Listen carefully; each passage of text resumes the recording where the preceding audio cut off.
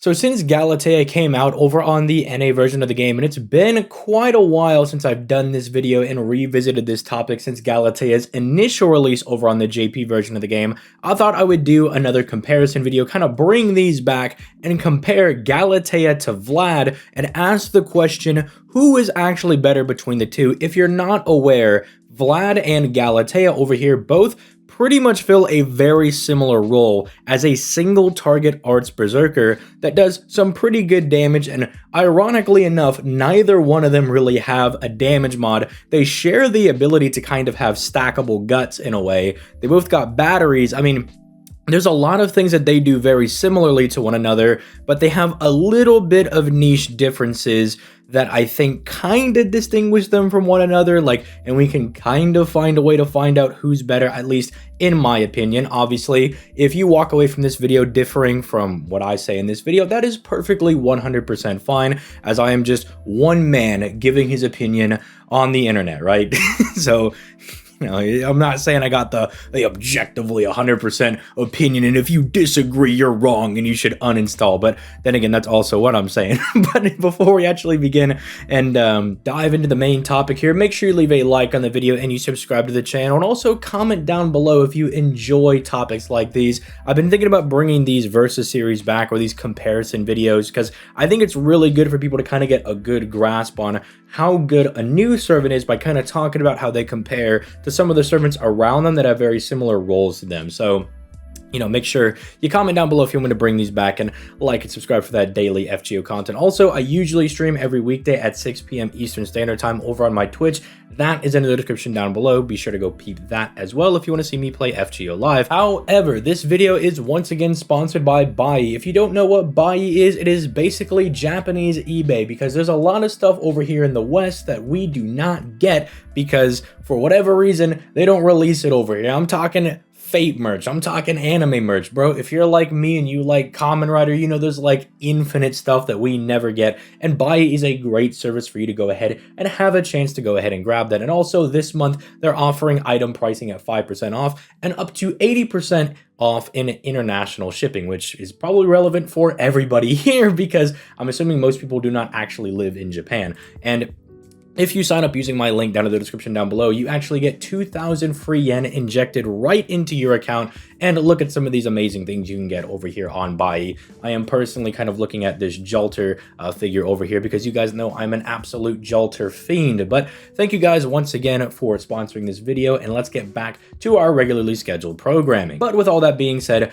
let's start diving into this, kind of talking about some of the basics of this comparison. So even at just like a surface level, there's a little bit of a difference between Galatea and Vlad over here. And one of the main things you'll notice is that Vlad's actually rocking a more balanced kit. He's got double buster, double arts, so he can still arts Brave Chain with himself if you include his NP, but Galatea actually can't do that. Now, in the future, later on this year, actually, for you NA players, you're going to get a buff for Galatea's third skill that actually allows her to kind of take advantage of her triple buster deck, because as it stands right now, Vlad should have a bit of an easier time genning his NP, even though he's got worse hits on his arts cards. He's got one less than Galatea's arts cards, and his NP gain is a little bit lower. He's got his own NP gain buff, and when it actually comes to his NP, he's actually got an additional hit over here as opposed to Galatea's 9 hits on her NP. So she can look a little bit better, or he can, my bad, when it comes to looping his NP and kind of having the ease of firing subsequent NPs. But Galatea's third skill is going to get this buff over here, where she's going to get this very nifty effect, where basically every time she fires a buster card, she's going to get 10% guaranteed NP back, and that's an absolute killer. I think once she gets this buff, that's when I think she becomes a bit more consistent over Vlad, despite the fact that Vlad does have on his third skill over here a 30% NP gain buff, and then he's also got a little bit of a better battery and a 30% battery compared to Galatea's 20% over here. I think the fact that she's functionally also got the same NP gain skill, right, because she's got a 30% arts buff, and even though that's not the general NP gain, the fact is you're mostly going to be getting NP back on the arts card here and the NP. It's like functionally the same as Vlad's 30% because she's getting the direct arts buff. And so they're going to be looking very similar at face value, but then when you take this into account, it just allows Galatea to really fire her NP a lot more often. Because initially, yeah, I would agree that right now, before Galatea actually gets her buff, that yeah, she can struggle to kind of get her NP back if you're just seeing all of your buster cards, you're just seeing your one quick card, which is kind of iffy. Even though it has 5 hits, I mean, you're not really genning any stars with it, and with only 0.6% NP gain, you're really not refunding a lot off of your quick card over here, even if you are critting. So I think that's one point that Galatea will get in the future, but right now Vlad's kind of got that on lock. Now, let's talk about the other main thing, right? That's kind of an issue when people talk about Vlad versus Galatea, and that's damage. So right here you can see that Vlad is at 49,000 and Galatea is over here at 44,000. This is probably in part due to the fact that Vlad not only has a buffed NP, but he's got a double buffed NP. So as you can see here for the damage scaling, if you're not aware, this goes up every time they buff the NP. And so it started at 600, comes to 900, and then it goes to 1200%. That's a lot. To kind of put in perspective how much 1200 is, that is like an NP2 Galatea. Like, he almost got a free NP level just because he's got a double buffed NP. It's really insane. And I could say, as someone who has an NP2 Vlad on their NA account, because he's spooked me twice apparently, it definitely makes him hit really, really hard if you've got extra NPs of your Vlad. I did want to kind of say that towards the beginning of the video, and I think I just forgot. But I was going to say and kind of put out this warning that maybe my views on Vlad's damage are a little bit biased because mine is NP2, whereas my Galatea is only NP1 over on JP. But I kind of have a point to make about how much damage Galatea is able to do. I think as the turns go on, Galatea's damage is not going to be... Like, if you consider this bad, you got to remember that she's also stacking a very nice 20% NP gain here, or NP damage buff, that's going to get up to 60% after you fire this 3 times in a row, which is especially easier once this gets buffed, and then that's going to multiply into this skill over here, keeping in mind that Castoria is also going to give her like an attack buff when you're using her assumedly with Castoria, or at least Waver. That's going to allow her to kind of triple buff herself and look really, really nice, and have her damage being very solid. But I also have to give my kudos to Vlad. He's probably not going to fall off when it comes to damage. He'll probably always be a little bit higher, just because you can see his base damage here is a nice 5k above hers. That's not a small difference between them. That's a pretty notable chunk of damage. And on top of that, despite the fact that Galatea is going to be stacking NP damage over here, and you would assume she would eventually do more damage than Vlad, you also got to give kudos to Vlad. While I think Galatea loops a little bit easier in my experience using her,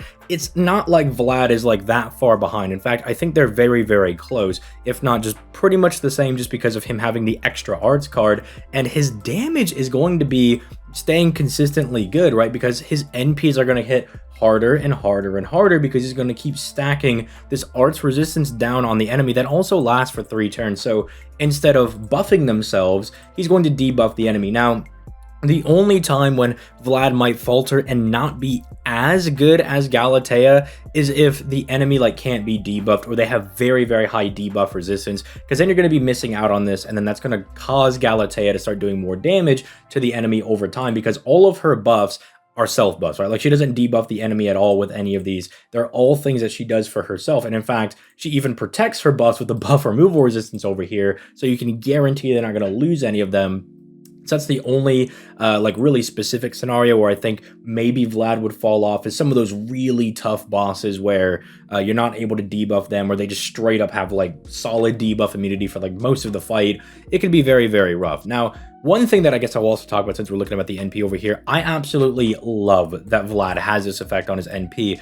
You guys have heard me like kind of talk about how much I love using Estrella when I did her video, because I love art servants that have a way to naturally keep a nice influx of stars going into their kind of brave chains and everything, because the arts card naturally does not gen stars. You can kind of find some ways with, like, say, Caskill, for instance, or Landling, where you can really just beef up your star gen and stat so much so that you can just force the arts cards to gen stars and everything. But I love these offensive art servants that are like, you know what if I just kept bombing like 20 stars at the very least, and I was really just providing myself with stars so I could kind of have this little bit of an extra crit niche that's kind of going in. Now, Vlad doesn't have any crit damage skills, right? He can't really like super take advantage of these crits with like some massive damage, but the fact that he's able to get crits on the arts card is going to be good enough because again, NP gain is getting buffed, and to be fair, if I'm going to give kudos to Galatea getting the attack buff and being able to triple buff herself with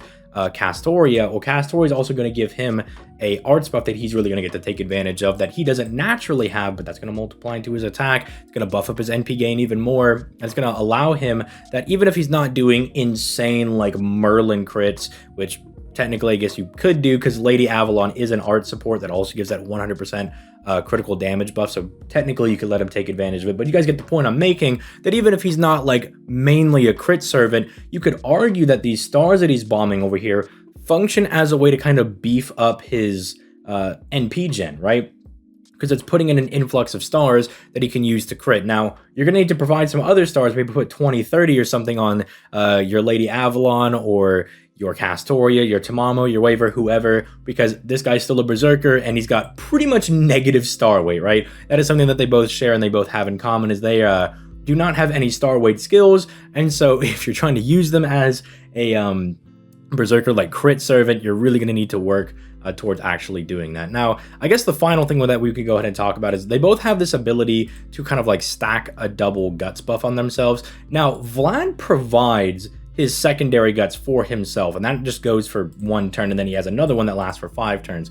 I've seen this one memed on a little bit because you could just have it wasted in 1 turn. Like the enemy could just go like boom, boom, boom, boom, boom, boom, boom, just punch Vlad like 3 times and he just gets absolutely obliterated. I don't really think that's Vlad's fault. I just think that's the fact that like you could get really bad RNG and the enemy could be like, boom, guts 1 gone, boom, guts 2 gone, boom, he's dead, right? That's just kind of like really bad RNG. You can't really help that. It's really useful though in preserving this other guts right here. Like if you can kind of see that, oh no, an enemy NP is going to be coming my way, and for some reason Castoria's invincibility is down, I can't get to her NP, Vlad's drain isn't available, and you're like, man, I'm going to have to take this NP. At the very least, this skill will provide you with an additional guts, so you don't have to burn your main one that lasts for 5 turns on a 7-turn cooldown. That means it's going to be up for pretty much most of this skill's like cooldown time, right? Because even when, like, say, this wears off, this will still be kind of backing you up, giving you a little bit of a focus sash to make sure that your guy just doesn't get obliterated. On top of the fact that he's just got some solid defense as well. Vlad's a little bit tanky, especially if you want to use him with, say, Waver, right? Who gives him extra defense, extra damage cut. That can actually have your Vlad be a bit tanky. And I believe that was actually one of the earliest, like, boss killing builds in FGO. It was like Waver, Tamamo, Vlad was just like really, really strong because of like kind of how tanky the entire party was, the fact that your skills were being spammed and you were just doing good damage overall. You had Waver for like extra survivability in conjunction with, say, Vlad and Tamamo both having their own drains, which is really, really nice. But I do think, and again, I'm trying to say that I'm not super biased because my Vlad is NP2. While Galatea definitely feels really nice for me to use, I definitely think I lean a little bit more into leaning Vlad. It's just, I think that little bit of extra damage that he's able to do, and the fact that he's debuffing the enemy and he's kind of keeping up with Galatea's ability to stack damage, if you will, I think it's very, very nice. It definitely makes him feel like a very, very strong servant to use. There's a reason why a lot of people will see during the anniversary like, I'm gonna pick up Vlad because he's just really, really strong. But at the end of the day, neither one of these guys are limited servants, right? And I do got to give Galatea some props when it comes to her survivability. I love that she has this very unique, basically, it's kind of like the coup dodge, right? Where you get hit-based survivability that's, well, coups isn't turn-based, but you have these hits that you're going to be able to take that basically give you free damage that you're not going to have to take. And I like that it's defense instead of, say, a dodge or something, because then it's like if the boss only has sure hit, they actually can't get around your defense over here. And I don't feel like it's that common for, say, a boss to have pierce defense or something. That's a little bit odd for them to have. So it's a very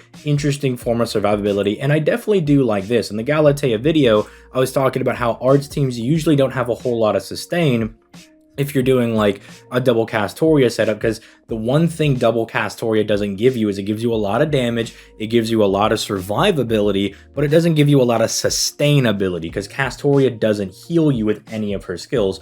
All she can do is slap you with like invincibility and solemn defense that can keep you alive for a while, but there's no way to recur any lost HP, which is why I think this is really cool, because it's going to give you a little bit extra survivability, or not, well, sustainability, you get what I'm saying? I'm starting to mix the terms now, but I think it's very, very interesting. I think it's just kind of the fault that Galatea is a little bit newer than Vlad, and Vlad's definitely gotten some very, very strong upgrades to keep him very competitive as a DPS servant. I mean, this is just a very, very solid, nice buff that came from this, which was just a nothing burger skill. They gave him some nice extra attack. The fact that they went ahead and just turned this into like a double guts, like a guts for your guts and NP gain at a solid 30% rate to kind of beef up his lower natural NP gain stat. You can really take advantage of any arts crits you're going to be doing, and just the fact that they double buff this guy's NP. So like this Vlad hits as hard as like a normal like NP2 buff Vlad over here. Like you can see this is just crazy, right? It's just insane. Or I guess technically the scaling that he has is as good as like a NP2 Galatea, right? It's really, really strong. But let me know your guys' thoughts in the comments down below. Do you like Vlad more than you like Galatea? I'll say that while I think Vlad is better, I like using Galatea a bit more for obvious reasons. Galatea is cute. In the video, I literally called him Crusty Dusty Vlad. That doesn't mean I'm bad, or I don't think he's bad, but you know, I'm just...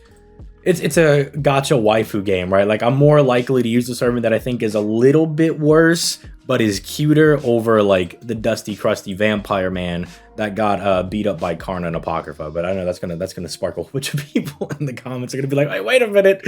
They're like, wait a minute, you didn't get beat up." That's gonna spark something down there. But let me know your thoughts in the comments down below, and I will catch you guys in the next video. And if you have any other videos you'd like me to make that are more comparisons, let me know those in the comments down below as well. But I'll catch you guys in the next one. Peace, late guys.